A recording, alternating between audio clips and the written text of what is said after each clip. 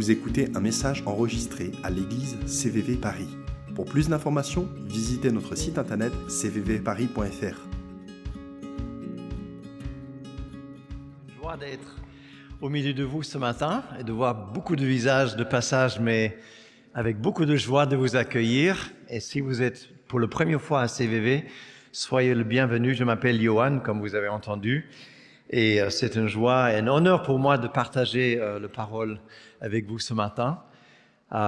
Si vous ne le saviez pas, on est en train de faire une série sur l'argent.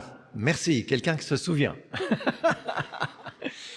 Sur l'argent. Et c'est peut-être pas un sujet qu'on fait très souvent dans le cadre de culte ou de l'Église, mais c'est quand même quelque chose qui est très important, dont Jésus a beaucoup parlé d'ailleurs dans le Nouveau Testament.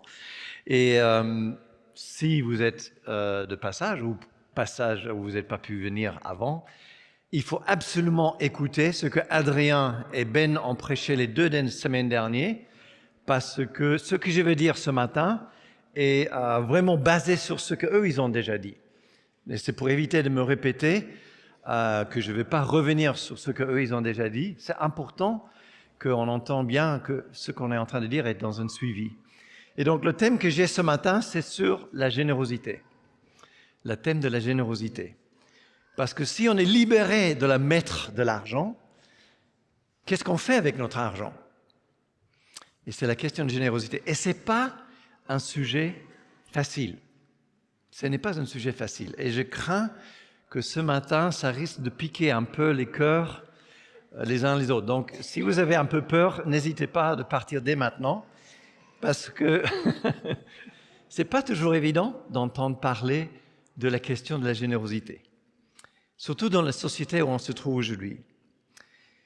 Et même si je vous ai dit d'écouter ce que Adrien et Ben ont dit, je voudrais juste dire vite fait que Adrien a fini sur le verset de 2 Corinthiens 9, 7, où il a lu le verset de Paul qui parle de donner de son cœur ce que ton cœur décide, sans regret ni contrainte et avec joie. Et c'est un peu les 3 thèmes que je voudrais relever ce matin dans ce passage de Paul. Et Ben a lu l'extraordinaire passage de Matthieu 6, où Jésus parle énormément de l'argent. Et c'est le fameux passage où il ne faut pas parler où Jésus dit on ne peut pas servir de maître. L'argent ou Dieu et l'argent. Et évidemment, on se pose la question que Jésus voit l'argent comme un potentiel maître, n'est-ce pas, dans la vie d'aujourd'hui. Et je voudrais juste dire en prélude, si on dit ça comme ça, que moi-même, j'ai vécu la générosité dans ma vie, mais j'ai vécu aussi la générosité de Dieu. Je viens d'une famille qui était missionnaire en Papouasie-Nouvelle-Guinée, et on vivait dans la spartiété, on dit ça? C'était spartiate. Spartiel? Bon, on n'avait pas grand-chose, en gros. On vivait dans la simplicité. Ça, c'était notre première maison. C'était dans les années 61. Je pense qu'il y a beaucoup de gens qui ne connaissent pas cet âge-là, dans les années 61. Et on vivait dans la simplicité. Mes parents, de temps en temps, nous disaient, en tant qu'enfants ou ados, on n'a pas d'argent, mais on n'a jamais manqué. Jamais. Ni de vêtements, ni de nourriture, ni de la joie des amis, ni de relations. On n'a jamais manqué. Dieu a toujours pourvu. Et quand mes parents disaient on avait besoin d'argent, c'était la plupart du temps pour l'hôpital, ou pour la clinique, ou pour l'école, ou pour la mission, ou pour un truc comme ça. Ce n'était pas pour nous. Parce qu'on avait toujours. Le Seigneur a toujours pourvu. Ça, c'est mon histoire personnelle. Mais je voudrais laisser la place à Maryse pour juste vite donner une partage. Et peut-être que tu prends le micro de Ludo, parce que j'ai le micro sans fil. Là. Oui. Moi, merci les anciens d'avoir choisi ce thème de l'argent. Parce que Johan, je vais parler de la générosité qu'on a vécue l'un et l'autre dans nos vies et ensemble. Mais moi, si j'ai pu vivre ça, c'est parce que quand j'ai rencontré Jésus à 17 ans et demi, je vivais en foyer, j'avais un salaire qui était versé à ma famille et dont ma famille me redonnait pas ce qu'il fallait. Mais quand j'ai rencontré Jésus, on m'a enseigné, Jésus, on m'a enseigné ce que tu as dit, que ce livre ne s'éloigne point de tes yeux. Et on m'a enseigné cette idée, alors c'était l'enseignement sur la dîme. Donc je ne veux pas parler de ça parce que c'est ce que j'ai résolu dans mon cœur de donner. Et on m'a enseigné que la première partie de mes revenus appartenait à Dieu. Mais c'est un symbole pour moi et c'est un symbole que j'ai mis en pratique parce que c'est là où est mon trésor, là est mon cœur. Et Jésus, à 17 ans et demi, est devenu mon trésor. Et j'ai expérimenté sa générosité, non seulement dans les choses qu'il m'a données, il a pourvu à mes besoins, mais aussi il m'a donné d'être éduqué par des hommes et des femmes de foi. Il m'a donné des exemples. Et ce que j'ai envie de le témoigner aujourd'hui parce que c'est important qu'on enseigne à nos enfants et qu'on s'enseigne les uns aux autres dès qu'on rencontre Jésus que Dieu nous a tout donné, que sa grâce, c'est vraiment ce qui est. Il nous a donné, j'ai mis des choses, il nous a donné le salut, il nous a donné la force, il nous a donné la sagesse, il nous a donné l'Esprit Saint, il nous a donné le pardon, il nous a donné la grâce, il nous donne, et nous sommes créés à son image, nous sommes ses fils et ses filles, et l'œuvre de Jésus, c'est le renouvellement de nos pensées, le renouvellement de notre être intérieur. Donc c'est pour ça qu'on est des gens, que la générosité, on en parle aujourd'hui. Et je voudrais témoigner qu'avec Johan, donc Johan, il a eu la chance d'avoir l'exemple, il a été enseigné par la vie de ses parents, et on lui a enseigné la parole en même temps. Moi, on m'a enseigné la parole, mais j'ai vu des gens. Et là, j'ai mon amie Rose, que je connais depuis 45 ans, on était à l'école biblique ensemble. J'ai vu des hommes et des femmes de Dieu qui ont exercé cette générosité envers moi et envers d'autres. Et ce que j'ai envie de dire, c'est que la générosité, on est dans le thème de l'argent, mais ce que j'avais vraiment à cœur de partager, c'est la générosité de tout. J'ai un de mes amis qui avait prêché en disant « La dîme, c'est le plus petit commun dénominateur. Dieu cherche nos cœurs et ce qu'on peut offrir à Dieu et aux autres, c'est notre temps, notre attention, notre regard, notre argent, nos biens parfois, mais les voir et déverser nos cœurs, déverser nos vies, parce que c'est ça que Dieu fait dans nos vies. Donc le témoignage, c'est qu'il a pris soin de moi en tant que jeune fille. Avec Johan, on s'est mariés. Au bout de quelques années, quand on attendait notre troisième fille, Johan a quitté son travail pour donner tout, être à plein temps pour la louange en France, les écoles de louange et d'autres choses. Et c'était fou. Je me souviens, j'ai un de nos amis qui nous a dit « Mais vous êtes fous ». Mais Dieu a pourvu. Et il a pourvu en tout. On a eu des enveloppes dans notre boîte aux lettres, on a eu des sacs de pommes de terre, on a eu des vêtements pour nos enfants. Nos enfants ont fait le conservatoire, on fait des instruments, on fait du ski, on fait de la danse. On a décidé d'être généreux de notre temps, de notre vie, de partager, de donner. Donc, parce qu'il y a la générosité de Jésus. Et une des personnes, moi, qui m'a le plus enseigné sur la générosité, c'est le papa de Johan, qui a vécu 47 ans donc en Nouvelle-Guinée en étant soutenu par des gens, et qui était un homme d'une générosité incroyable, et qui nous a dit, quand nous on a pris cette décision, si on vit de la générosité des autres, soyons généreux. Donc, et j'ai du mal à dire, mais c'est vraiment la générosité du cœur qui prend sa source dans la générosité, dans la grâce de Dieu, la grâce infinie. On la chante et tout, mais la grâce infinie de Dieu, elle s'incarne sur la terre. Et elle s'incarne au travers de moi, au travers de Johan, au travers de Ludo, au travers de Macarena, au travers de Neil, au travers de Léa, au travers de chacun d'entre nous. Nous sommes les fils et les filles de Dieu. Nous sommes les lettres envoyées de la part de Jésus pour manifester la générosité du Père qui nous a sauvés alors qu'on était encore dans nos péchés. Amen.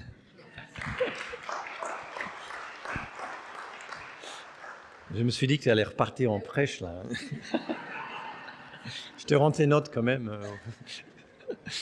Mais c'est vrai que, avant de parler de la générosité, on voulait vous dire que c'est quelque chose qu'on a vécu.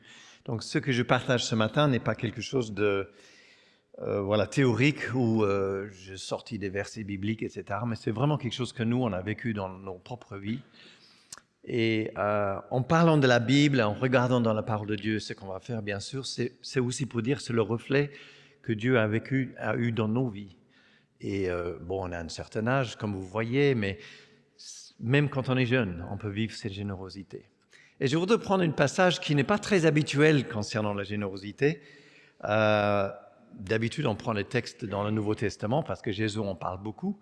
Mais je me suis dit que je vais prendre un texte dans l'Ancien Testament. Parce que vous savez, Jésus, il dit à ses disciples, enfin 2 disciples, il dit « La loi et les prophètes parlent de moi ». Et souvent, on lit le Nouveau Testament, on parle de Jésus, et c'est très bien, je ne suis pas en train de dire le contraire, mais l'Ancien Testament, la loi et les prophètes parlent de Jésus. Et les principes que Dieu a mis dans ce livre de la loi et les prophètes sont encore valables aujourd'hui. Elles sont changées, elles sont transformées par la grâce et par Jésus, bien sûr, mais elles sont quand même là. Et donc, je voudrais qu'on lise ce passage dans Habakkuk. Alors, Habakkuk, ce n'est pas un livre qu'on lit tous les jours, tous les matins. C'est un petit livre qui s'appelle Un des petits prophètes. Et vous allez le trouver facilement sur vos téléphones, je pense, parce qu'il y a des modes de recherche. Mais juste avant le Nouveau Testament, juste avant Matthieu, on trouve ce petit livre de Habakkuk. Et Habakkuk, j'avais prêché là-dessus en 2018-19, j'ai vu mes notes, donc il y a longtemps. Donc je ne vais pas refaire tout le passage. Mais le dernier chapitre, chapitre 3, 16 au 19, où c'est écrit ceci: « En effet, le figuier ne fleurit pas, les vignes ne produisent rien, le fruit de l'olivier manquera, les champs ne donneront pas de nourriture, les brebis disparaîtront du pâturage, et il n'y aura plus de bœufs dans les étables. Mais moi, je veux me réjouir en l'Éternel, je veux être dans l'allégresse à cause de Dieu de mon salut. L'Éternel, le Seigneur est ma force, il me rend mes pieds semblables à ceux des biches, et il me fait marcher sur mes hauteurs. » Ça m'a toujours fait sourire cette dernière phrase parce que avoir des pieds comme des biches, c'est pas forcément ce que je souhaite, mais ça nous permet de faire l'image, c'est que les biches vont dans des endroits que les hommes ne peuvent pas, dans les montagnes rocheuses. Et le Seigneur nous donne des pieds spirituels, on va dire ça comme ça, pour aller dans des endroits de la générosité qu'en fait, normalement, on ne peut pas. Humainement, on ne peut pas. Mais spirituellement, quand on connaît Jésus, on peut faire des choses extraordinaires. Et Habakkuk est un livre qui est écrit dans des temps très difficiles pour Israël. Il y avait des Babyloniens qui viennent, c'était la guerre, etc. Et Habakkuk, il voyait la destruction et la catastrophe autour de lui. Et j'ai trouvé intéressant parce que nous sommes, si vous regardez un petit peu les infos, dans des temps difficiles aujourd'hui. Alors, vous avez peut-être déjà entendu ça, mais ce n'est pas une blague. Enfin, entre la guerre avec Israël, le Hamas, tout ce qui tombe dans la Palestine, en Ukraine, la Russie, les grandes puissances qui commencent à prendre partir d'un côté et d'un autre, et des choses qu'on ne voit pas forcément, même aux infos, l'économie qui est en train de se bousculer, c'est pas un temps tout neutre. Et des fois, on se dit, mais quel va être les résultats de ça? Où est-ce que tu es, Seigneur, dans ces temps difficiles? Qu'est-ce qui se passe? Et ça va peut-être vous surprendre si je vous dis ça, mais j'ai dit ça hier à l'équipe de louange, parce qu'on a fait un temps de louange ici, dans Ésaïe 9. Les ailes de l'Éternel, c'était écrit, c'est le prophète qui écrit, mais les ailes de l'Éternel fera croître ou grandir la souveraineté et la paix de Dieu pour toujours.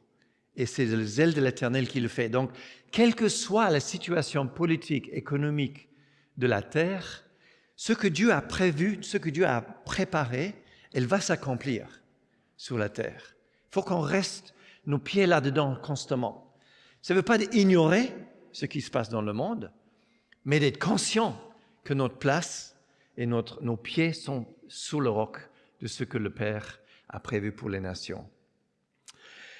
Donc, nous vivons des temps difficiles, et comment parler de la générosité dans des temps difficiles? Et Habakkuk, vous l'avez lu le passage, il parle de un peu une catastrophe. Hein. Il dit, il n'y a plus de figues, il n'y a plus de vignes, il n'y a plus rien dans les champs, il n'y a pas d'olives, il n'y a pas de bétail, il n'y a pas de brebis, mais je mets ma confiance dans le Seigneur. Et bon, les champs, les vignes, les figues, les olives, c'est un peu le signe de la nourriture de ce peuple à l'époque, n'est-ce pas? C'est le signe de leur nourriture, des choses qu'ils peuvent le vendre.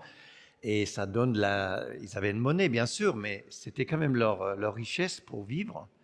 Les brebis et les bœufs, c'était plus des investissements. C'est plus une sorte d'investissement pour les nations, pour ce peuple-là. Et quand il y avait plus d'investissement, plus rien dans la banque, plus rien dans le jardin, plus rien nulle part, Habakkuk est en train de dire « Je vais louer le Seigneur ». Comment faire face à la générosité ou comment faire face à ce principe de la générosité quand on n'a rien? Alors, vous allez me dire, non mais bon, ça va, moi, je gagne mon salaire, etc. Mais la plupart du temps, moi j'entends que, ah oui, la générosité, c'est bien, mais j'ai pas grand-chose à donner.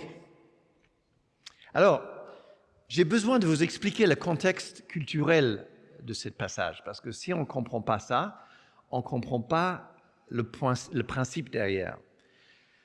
Alors, si je regarde vite fait dans la salle, il n'y a pas beaucoup de fermiers parmi nous, donc j'ai juste expliqué vite fait comment ça se passe. Mais un fermier, il plante la graine, il plante le tournesol, il plante je ne sais pas quoi, et à la fin de la récolte, il a tout ce qu'il reçoit, et il s'est dit, ok, alors c'est un peu grossier, hein, mais en gros, il dit, ok, ça c'est pour la nourriture, ça c'est à planter pour l'année prochaine parce qu'il faut replanter, ça c'est pour payer mes machineries, les engrais, etc. Bah, il me reste un peu, bah, ça c'est pour Dieu et ça je peux donner pour l'Église ou les œuvres, etc. Donc, en gros, ce qu'il fait, c'est qu'il regarde ce qui arrive à la fin de son récolte et il arrive à évaluer la globalité et mesurer ce qu'il a besoin de partager selon ses besoins. Et je pense qu'on fait à peu près tous à peu près la même chose. Que ce soit mensuel ou annuel, on connaît nos budgets, hein, le budget de retraite, le budget de mon salaire ou l'argent que je reçois en tant qu'étudiant. Et tu te dis, OK, voilà ce que je reçois, voilà ce que je peux faire pour mon loyer, pour ma nourriture, etc., etc. Ce qui est très bien, hein, je ne suis pas en train de dire le contraire. Sauf que ici, la situation est différente. Et pour comprendre la différence, on a besoin de lire un petit passage dans la Bible, qui est un petit peu long peut-être, mais on a besoin de lire. Et ce passage se trouve dans Deutéronome, chapitre 26. C'est un des livres de la loi, le 5e. Et Deutéronome, nous rappelle la loi de Dieu pour le peuple d'Israël. Et quand Habakkuk écrit « il n'y a plus rien dans les champs », en fait, il est en train de se référer à ce passage-là, dans Deutéronome 26. Donc, je vais vous le lire rapidement. « Lorsque tu seras entré dans le pays que l'Éternel ton Dieu te donne en héritage, lorsque tu le posséderas et il sera installé, tu prendras les premiers de tous les produits que tu retiens du sol dans le pays que l'Éternel ton Dieu te donne. Tu les mettras dans une corbeille et tu iras à l'endroit que l'Éternel ton Dieu choisira pour y faire résider son nom. Tu te présenteras au prêtre alors en fonction et tu lui diras « Je déclare aujourd'hui à l'Éternel ton Dieu que je suis entré dans le pays que l'Éternel a juré à nos ancêtres de nous donner. » Le prêtre donc prendra la corbeille de ta main et la déposera devant l'autel de ton Dieu. Et tu prendras encore la parole et tu diras devant l'Éternel ton Dieu, « Mon ancêtre était un Araméen, nomade, il est descendu en Égypte. Avec peu de personnes, il y a habité, là il est devenu une grande nation puissante et nombreuse. Les Égyptiens nous ont maltraités, opprimés. » Et vous connaissez l'histoire d'Égypte, le peuple d'Israël là-bas. Et on va aller redescendre au verset 10. « Et maintenant, voici que j'apporte les premiers produits du sol que tu m'as donné, Éternel. Tu les déposeras devant l'Éternel ton Dieu et tu adoreras l'Éternel ton Dieu. Puis tu te réjouiras avec les Lévites et l'étranger qui sont en séjour chez toi. pour que les biens de l'Éternel te Dieu soient donnés à toi et à toute ta famille. Dans ce texte-là de Deutéronome, on apprend 3 choses, je les ai mentionnées tout à l'heure. On apprend que la générosité sont données avec un sacrifice. On apprend que la générosité est donnée avec joie, et on apprend que la générosité est donnée avec le rappel de la grâce. Alors, comment est-ce qu'on voit ça là-dedans? La générosité est donnée non pas en surplus, mais par les premiers fruits. Et c'était ça qu'on a lu. C'est ça qu'on a lu, parce qu'en fait, ce qui se passe, c'est que le fermier, dans le cas d'Habakkuk, quand il a parlé de les champs, les vignes, les oliviers, etc., il est en train de dire, quand je reçois mon premier fruit, c'est ça que je prends, et je l'amène à l'Éternel, et je le mets dans un corbeil. Et il ne sait pas ce qu'il va revoir après. Il ne connaît pas le résultat de tout le reste de son travail. S'il va y avoir le grêle, le vent, le je ne sais pas quoi. C'est un pas de foi. Il prend les premiers fruits et il les amène devant Dieu. Nous, on a tendance de regarder la globalité et je ne suis pas en train de critiquer ça. Mais je suis juste en train de dire que le principe de Dieu avec les premiers fruits et dans la Bible n'est pas tout à fait le même. Et ça nous met en question en tant que chrétiens. Ça nous met en question parce que Dieu est en train de nous encourager, de dire, est-ce que je suis prêt à changer ma façon de vivre parce que j'ai donné un premier fruit à Dieu? Je ne suis pas sûr qu'on est toujours prêt. Bon, vous inquiétez pas, hein, ce n'est pas si triste que ça. Alors, je vois vos têtes là. Est-ce que je suis prête à dire un peu non à des vacances, ou non à des vêtements, ou non à un restaurant, ou je ne sais pas quoi? Parce que c'est clair que si j'ai donné mes premiers fruits, et j'ai le reste qui vient après, je suis obligé de m'adapter autrement de ma façon de vivre. Ce n'est pas le surplus que je donne. Ce n'est pas le surplus que je donne. Aïe. Ça va? Je vous ai dit que ça risque de piquer un peu ce matin. Ce n'est pas le surplus. Le principe du premier prix, c'est que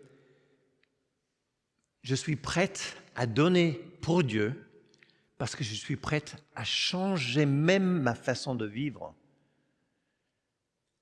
et m'adapter pour lui. Alors j'ai dit que le deuxième point, c'est que je donne avec la joie. Comment donner avec la joie alors que je sais que ça va coûter, que c'est douloureux, qu'en fait, la générosité est quand même un sacrifice, dans le sens que je dois gérer ma vie autrement. Et je ne sais pas trop comment. La générosité n'est pas une obligation, mais c'est un choix. Comment est-ce que ça peut être un joie?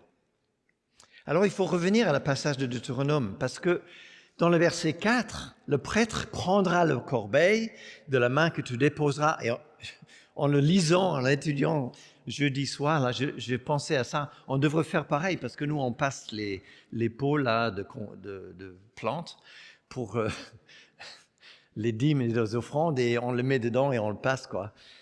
Et j'ai fait ça depuis que j'étais tout petit, de mettre l'argent dans la boîte.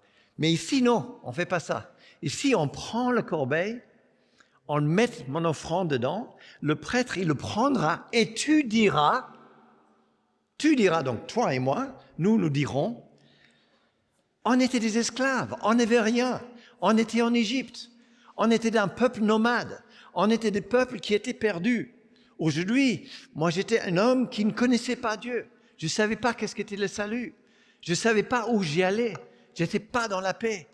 Et j'ai rencontré la liberté. C'est ça que le gars, il dit. C'est ça qu'il est en train de prier. Il est en train de dire, nous étions un peuple en Égypte et Dieu nous a sortis pour nous donner un pays, pour nous donner un terrain, Dieu, tu nous as donné ce terrain, et quel est le principe là? En fait, ce que je suis en train de te donner vient de toi. C'est ça qu'il est en train de dire. Ce n'est pas à moi, mais c'est déjà à toi et tu me l'as donné et je te rends les premiers fruits. Parce qu'en fait, et ça c'est un des principes que Maryse et moi on a toujours gardé dans nos cœurs, ce que nous avons ne nous appartient pas. Tout ce que nous avons, alors je dis bien tout, les vêtements, la maison, la voiture. On a loué une maison pendant 45 ans et Dieu a pourvu. Aujourd'hui, on est en train de construire une maison alors que jamais de nos vies on aurait imaginé ça, jamais, jamais. Nous, on a donné notre temps, notre énergie et Dieu a pourvu. Mais parce que tout ce que nous avons encore aujourd'hui, elle appartient à lui. Alors tu me dis, ah oui, mais bon, moi, je travaille, je gagne mon salaire, je bosse dur, je me lève tôt le matin, tard le soir.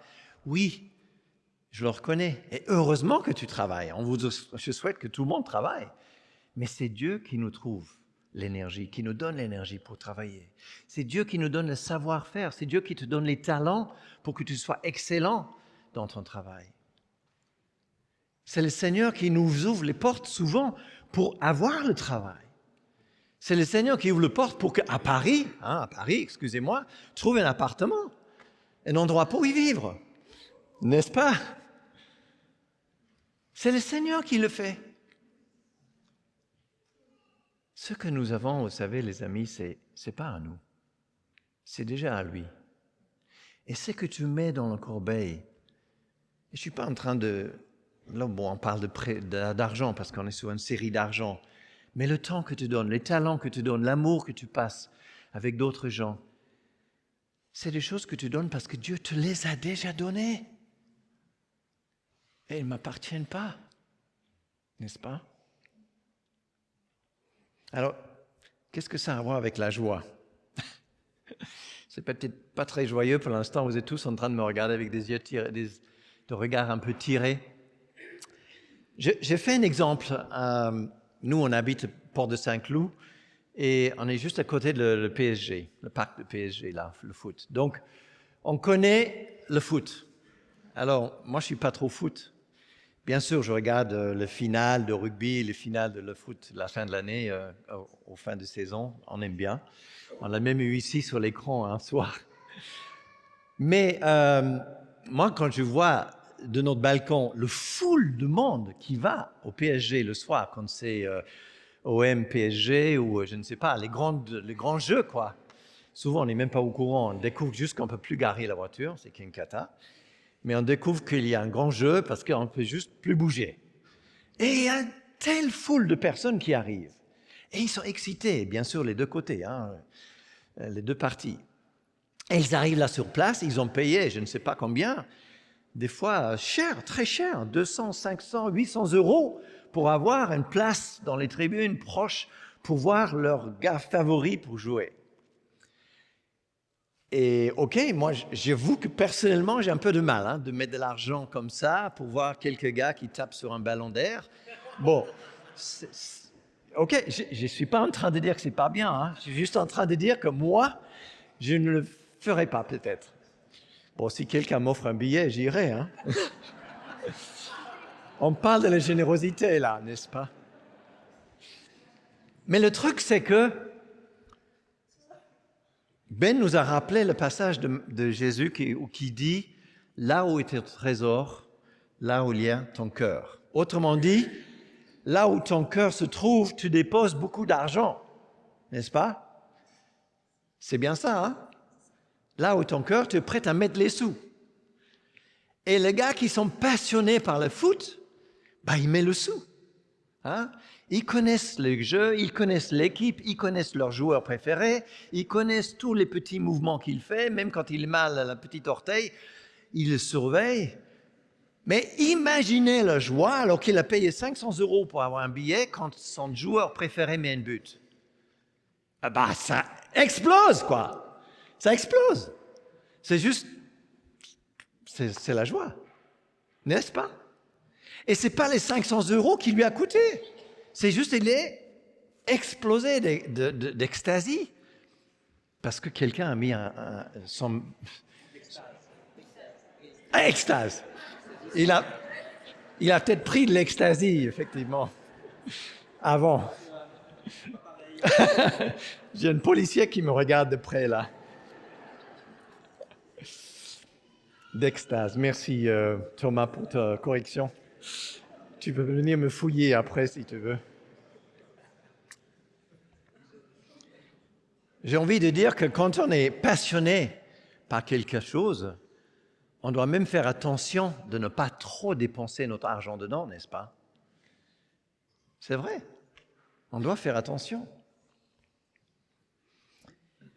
Alors, ce n'est pas pour nous culpabiliser ou quoi que ce soit, mais c'est pour nous questionner. Parce que, évidemment, la question qui vient après, c'est où est notre passion pour Jésus? Où est notre passion pour Dieu? Ou où est notre passion, et je ne parle pas de la structure de l'Église, mais où est notre passion pour le royaume de Dieu à Paris? Où est notre passion pour le royaume de Dieu sur la nation?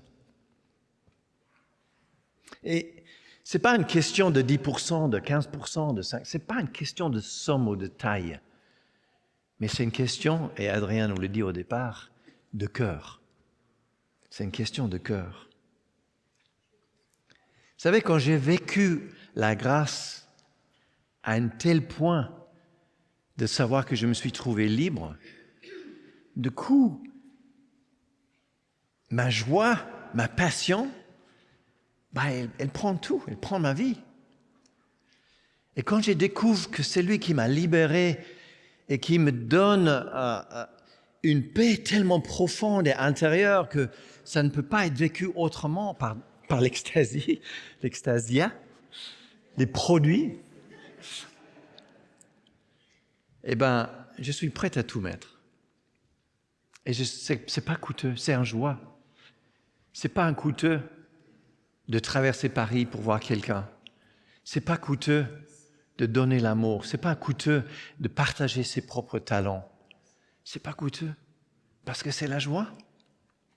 Yeshua, mon bien-aimé, tu as chanté tout à l'heure. Tu es le plus beau parmi des milliers. Et quand je chante ça, c'est parce que je suis passionné par toi, Jésus. Ça s'appelle la générosité.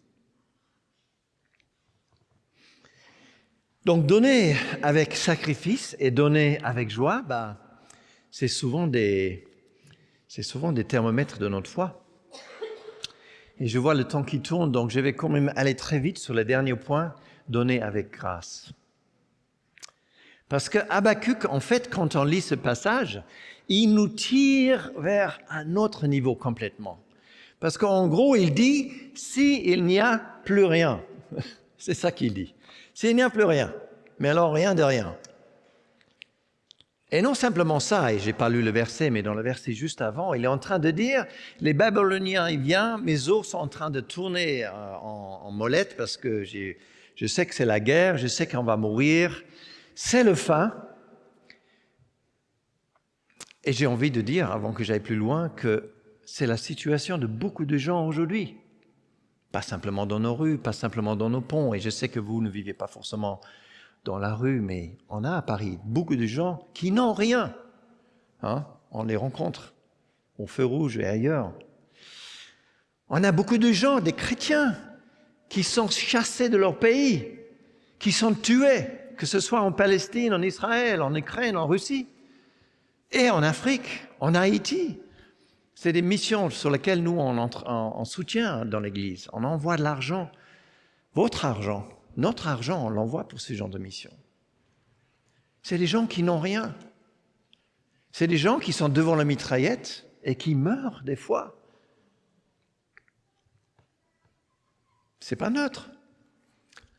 Et pour moi, c'est facile à dire ça ici, ce dimanche matin. Mais c'est de la réalité d'aujourd'hui. À quelques milliers de kilomètres de chez nous, les gens sont en train de mourir.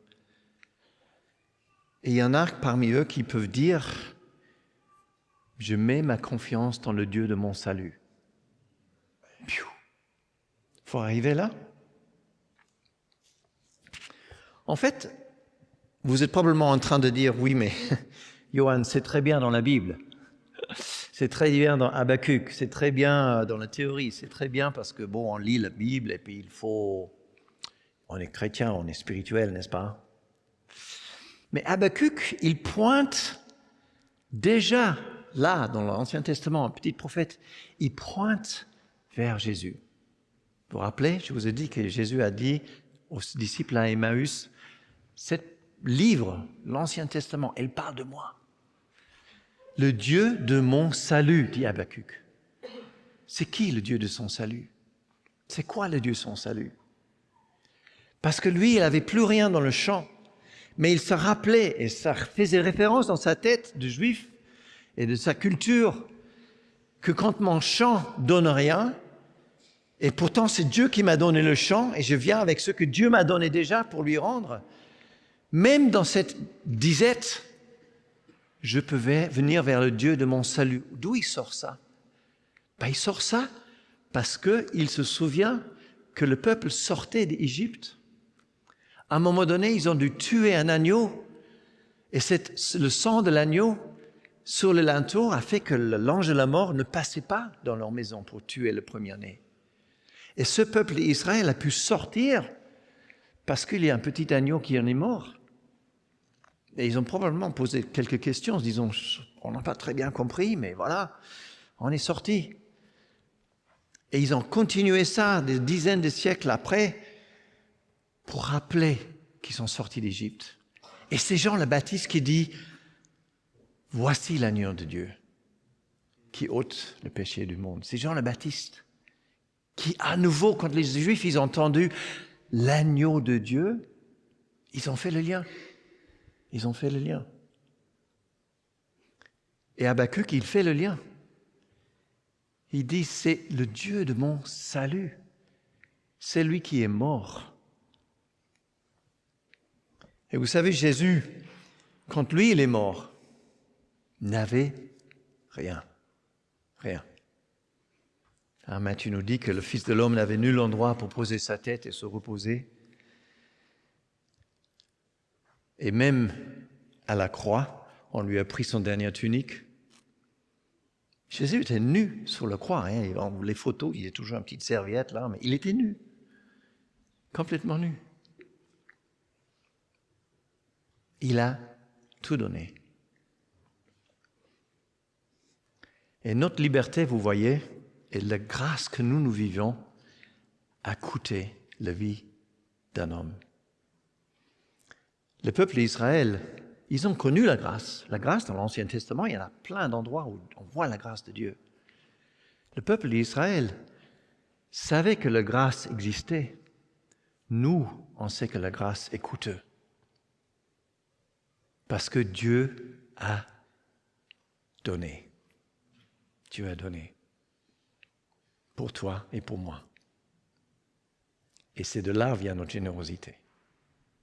N'est-ce pas? Oui, c'est de là. Donc, donner en sacrifice, avec ce contexte-là, c'est complètement différent, n'est-ce pas? C'est pas, oui, alors je donne, je fais un chèque parce que bon, il y a les enfants à la gare de Lyon maintenant, il faut que je donne un peu d'argent, acheter un cadeau.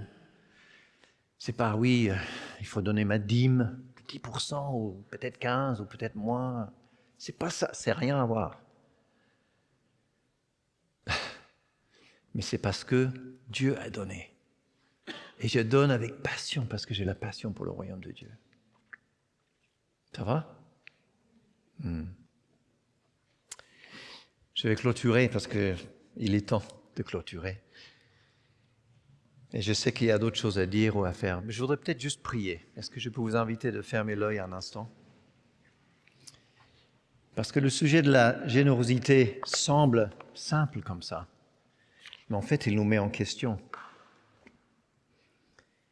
Et si ça vous a mis en question ce matin, je vous invite d'être honnête avec le Père, pas avec moi, pas avec l'Église, pas avec la structure là, mais avec vous-même et avec Dieu. Et si tu te rends compte que, mon sacrifice, en fait, il est un peu calculé, j'ai besoin de remettre ça devant le Seigneur, fais-le.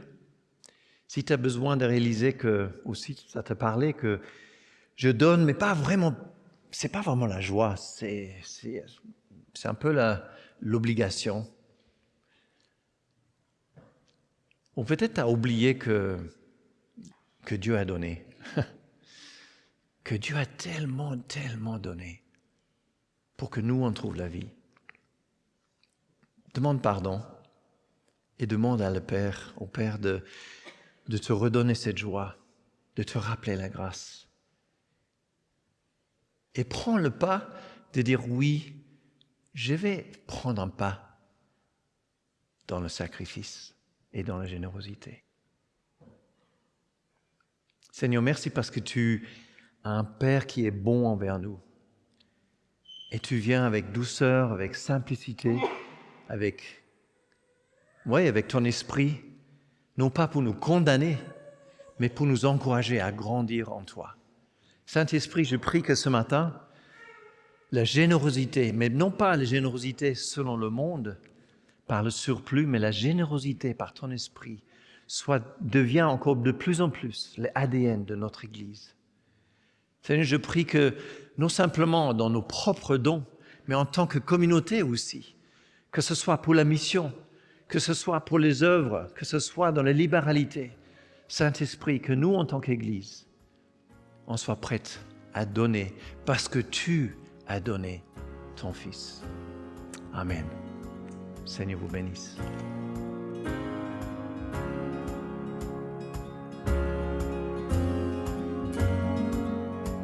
Vous venez d'écouter un message enregistré à CVV Paris.